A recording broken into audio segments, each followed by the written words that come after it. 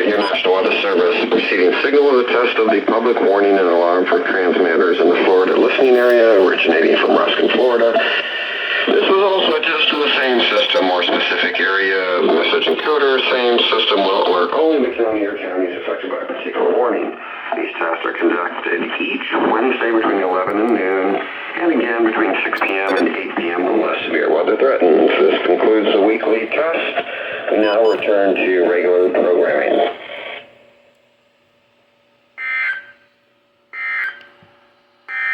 Your coastal waters forecast for the KHV 32 listening area.